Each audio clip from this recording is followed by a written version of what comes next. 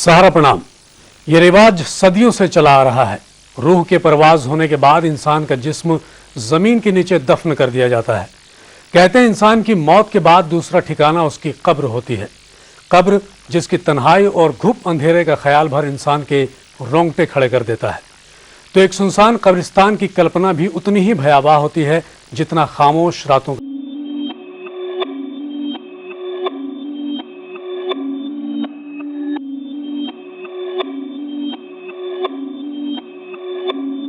के पंचायती अखाड़ा मोहल्ले का साहब कोठी कब्रिस्तान अपने सीने में कई राज दफन किए हुए है। इस कब्रिस्तान में एक कब्र ऐसी है जिसे लोहे में जकड़ कर रखा गया है। लोग मानते हैं कि इसमें सो रहे आदमी की आत्मा आते जाते लोगों के सामने खड़ी हो जाती थी, इसलिए 50 साल पहले एक मौलवी ने इसे लोहे से बांध दिया था।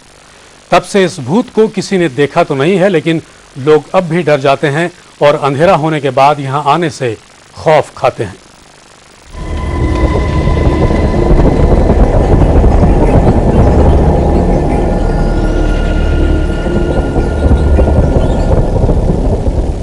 क्या किसी उत्पाती आत्मा को लोहे की कीलें गाड़कर काबू में किया जा सकता है?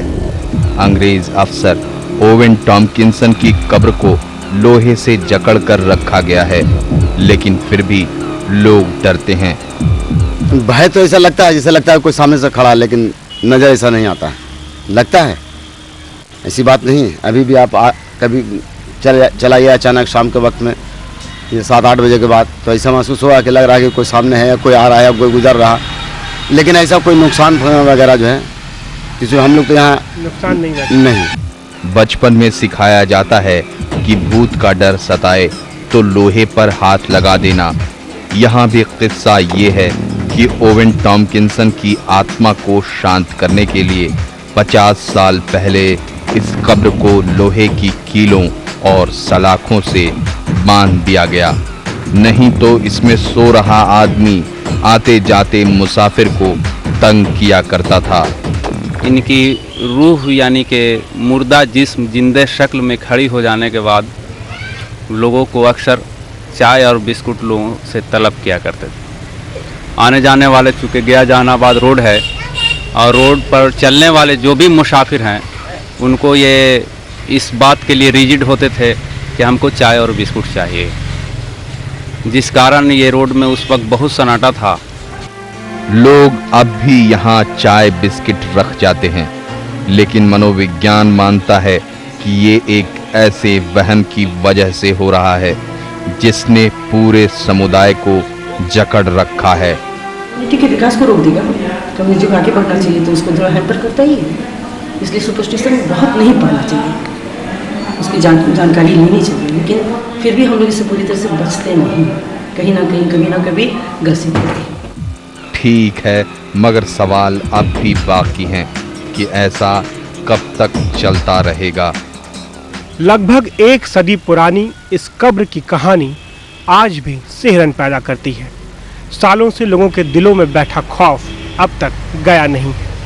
इसे डर कहें या वहम, मगर ये वो सवाल है जिसका जवाब आज तक ढूंढा नहीं जा सका है। कैमरामैन नीरज के साथ अमित शर्मा, सहारा न्यूज़ ब्यूरो, गया। गया का साहब कोठी कब्रिस्तान अपने दामन में कई रहस्य छुपाए हुए है। यहाँ जितनी पुरानी कब्रें हैं उतनी ही पुरानी उन कब्रों से जुड़े रहस्य रोमांच की बातें हैं। एक खास कब्र यहाँ पर है जिसके ऊपर रखा है एक ढक्कन नुमा गोल पत्थर। कहते हैं कि पत्थर घुमाने पर कब्र का रास्ता खुल जाता है, लेकिन क्या है कब्र के अंदर, कोई रास्ता है या फिर कोई खजाना, ये कोई नहीं जानता। हाँ, लोग इस कब्र के आसपास एक विचित्र सांप के होने का दावा जरूर करते हैं। देवकी नंदन खत्री की चंद्रकांता अगर आपने पढ़ी होगी तो उसके तिलिस्म के मायाजाल को भूले नहीं होंगे। कुछ ऐसा ही तिलिस्म इस कब्र से जुड़ा हुआ भी लोग मानते हैं। ये कब्र बाहर से देखने में किसी तिलस्मी गुफा का दरवाजा नजर आती है और कहते भी हैं कि ये कब्र किसी खुफिया रास्ते का दरवाजा है या फिर इसमें कोई बड़ा खजाना भी हो सकता है। लोग बतलाते हैं कि इस चक्र को अगर खोला जाएगा तो इसके अंदर जो सजाने से खुफिया रास्ता मिलेगा, लेकिन कभी कभी भय इतना फैला दिया जाता है कि किसी की हिम्मत नहीं पड़ती कि जो इसको खोल करके अंदर में कोई जो जा सके। यानी मान लिया गया है कि ये तिलस्मी कब्र है। इस पर रखा है एक ढक्कन नुमा पत्थर। इस पत्थर को घुमाना अकेले एक आदमी के वश की बात नहीं, लेकिन कब्र का रहस्य यहीं खत्म नहीं हो जाता। लोगों ने इसके आसपास एक विचित्र सांप को मंडराता हुआ देखा है। कहते हैं वो इस कब्र की रक्षा करता है। कभी सांप हम आज तक बहुत सांप देखा है, हम भी देखा है इतना उम्र में, लेकिन अब तक के हम सांप वैसा नहीं देखा। लोग जो बोलते हैं वो भी लोग भी कहते हैं कि इस तरह का सांप तो अजूबा है। क्या है उसमें, किस तरह का? बिल्कुल वाइड है, लंबा, बहुत पतला तरीका है। देखने में किसी को नज़र पड़ जाता है, उसकी तरफ वो देखता है, तुरंत वहाँ से वो अपना जगह बदल लेता है। देखने वाले बताते हैं कि उस सांप के 5 मुंह हैं।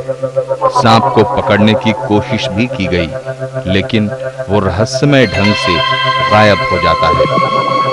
पकड़ने के लिए भी लोग बहुत सा कोशिश की, लेकिन लोग देखा है कि अभी यहाँ पर घुसा है, वहाँ पर कोई सुलाख है न बिल है। लोग उसको पत्थर को हटा करके भी देखा गया तो वहाँ पर न सांप है और न कोई बिल है। कब्र और उसके आसपास मंडराने वाले सांप की बात से हर कोई वाकिफ है, लेकिन इस कब्र के नीचे छिपे राज से पर्दा उठना अभी बाकी है। कोई खुफिया रास्ता है या खजाने का ठिकाना, कोई नहीं जानता। एक सांप है जो अक्सर लोगों को दिखाई पड़ता है, मगर सच्चाई क्या है ये किसी ने भी पता लगाने की कोशिश नहीं की। फिर भी ये कहानियां हैं जो सालों से चली आ रही हैं। अमित शर्मा, सहारा न्यूज़ ब्यूरो, गया। साहेब कोठी कब्रिस्तान की कब्रों के साथ जुड़े किस्से कहानियां सालों से चली आ रही हैं। हालांकि कब्रें सालों पुरानी हो चुकी हैं, लेकिन किस्से अभी भी जवान हैं। इसी कब्रिस्तान की कुछ और कब्रों की तह में जाने की कोशिश करेंगे। एक छोटे से ब्रेक के बाद आप बने रहिए हमारे साथ।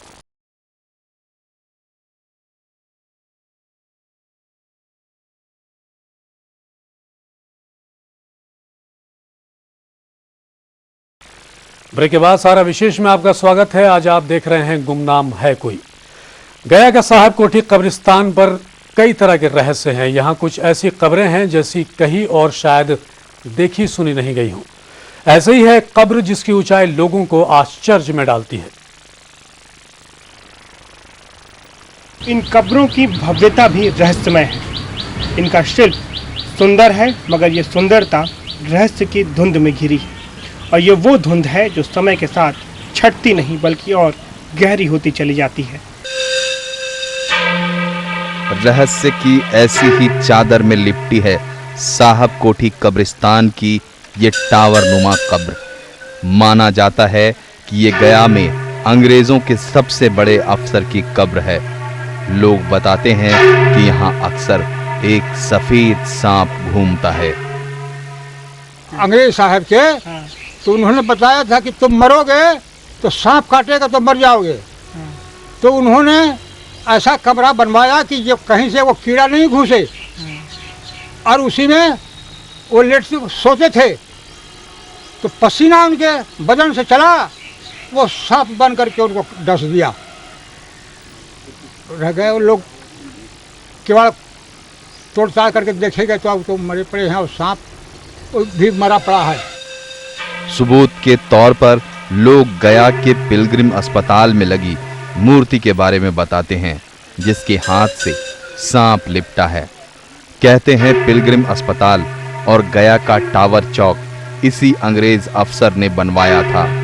बड़े अफसर का रुतबा होने के कारण उसके परिवार वालों ने उसकी कब्र इस कब्रिस्तान में सबसे ऊंची बनवाई।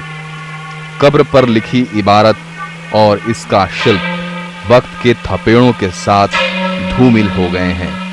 कब्रों को भव्य बनाने के पीछे के सवाल आज भी अनसुलझे हैं, क्योंकि कोई नहीं जानता कि मृत्यु के बाद क्या है। मनुष्य के शरीर में एक शक्ति है जिसे आप आत्मा कह लीजिए, एनर्जी कह लीजिए, जो शरीर को चलाती है। चले जाने के बाद शरीर शून्य हो जाता है, परंतु वो कहाँ जाती है, फिर कैसे आती है, पुनर्जन्म कैसे आता है, ये अभी भी ये रिसर्च का विषय है। इस पर बहुत सी रिसर्चेस हो रही हैं, अभी तक चलती आई हैं, मगर अभी तक कोई कंक्रीट या कोई ऐसा एकदम सार्थक प्रमाणात्मक हमारे सामने कोई चीज़ नहीं आई है जिससे कि हम कह सकें कि ये सत्य है और ये इस तरह से भूत प्रेत या आत्मा होती है। हो सकता है कि मृत्यु के पार अनसुलझे रहस्यों के कारण ही कब्रों को सुंदर बनाने की परंपरा बनी होगी। अमित शर्मा, सहारा न्यूज़ ब्यूरो, गया। जहां अंधविश्वास होता है वहां डर खुद ब खुद पैदा हो जाता है, और डर हो तो डर को मिटाने वाली ताकत के वजूद से भी इनकार नहीं किया जा सकता। कब्रिस्तान में कब्र पर बना हुआ है एक मज़ार। एक पहुंचे हुए बुजुर्ग का ये मज़ार भी रहस्यमय किस्सों से जुड़ा हुआ है। इस वीरान कब्रिस्तान में अब किसी को दफनाया नहीं जाता। जो थोड़ी बहुत आवाजाही रहती है उसकी वजह है कब्रिस्तान में बना मज़ार। सैयद शाह इकबाल हुसैन का यह मज़ार कितना पुराना है यह कोई नहीं जानता, लेकिन इसके साथ भी एक किस्सा जुड़ा है।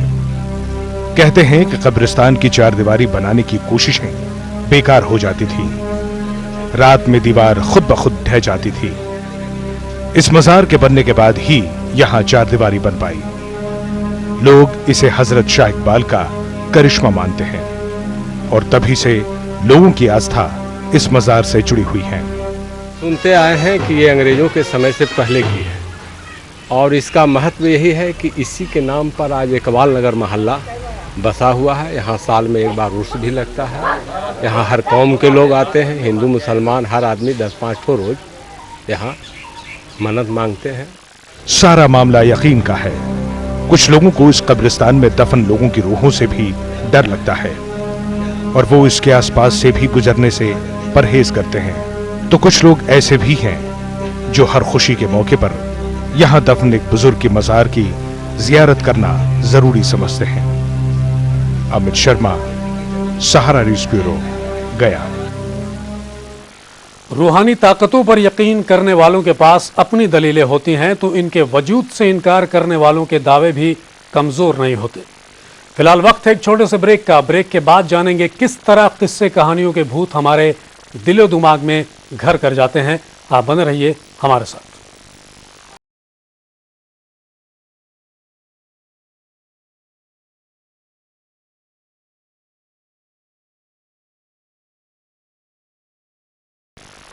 ब्रेक के बाद सारा विशेष में आपका एक बार फिर से स्वागत है। आप देख रहे हैं गुमनाम है कोई। गया के पंचायती अखाड़ा मोहल्ले का साहब कोठी कब्रिस्तान। यह कब्रिस्तान इलाके में खौफ बेचता है, वो भी मुफ्त। कीमत बस इतनी देनी होती है कि आप उधर से गुजर भर जाएं। एक सदी से ज़्यादा पुराने इस कब्रिस्तान में अब मुर्दे नहीं गाड़े जाते, लेकिन लोग आज भी यहाँ से गुजरने में सिहर जाते हैं। इस जगह एक खौफ का साया मंडराता रहता है।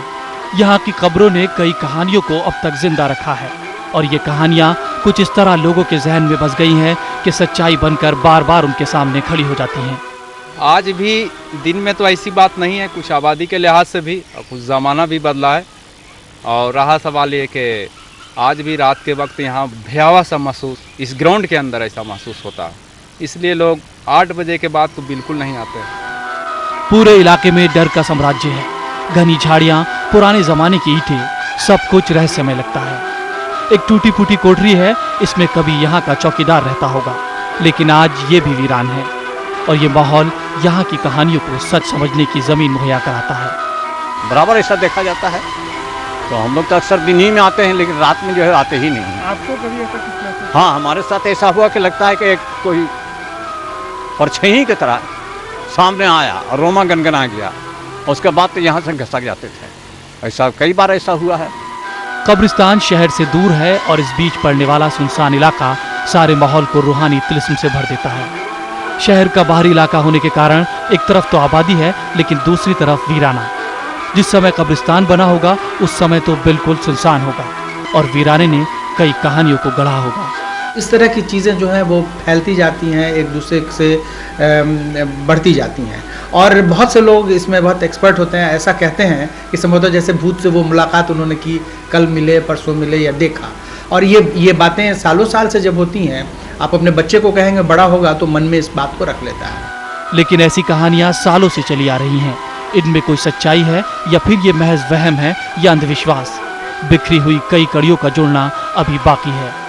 अमित शर्मा, सहारा न्यूज ब्यूरो, गया। इन कहानियों में कितनी सच्चाई है? जो लोग ऐसी चीजों को देखने का दावा करते हैं, क्या वो झूठ बोलते हैं? कैसे पूरा समाज इन बातों पर यकीन कर लेता है? मनोविज्ञानी इसे अंदर का आत्मविश्वास बताते हैं, जो धीरे धीरे पूरे समाज में पैठ बना लेता है। इन मुर्दा कब्रों से क्यों निकलती है कहानियां? वीराने और अंधेरे से क्यों डरते हैं लोग? क्या कहता है डर का मनोविज्ञान?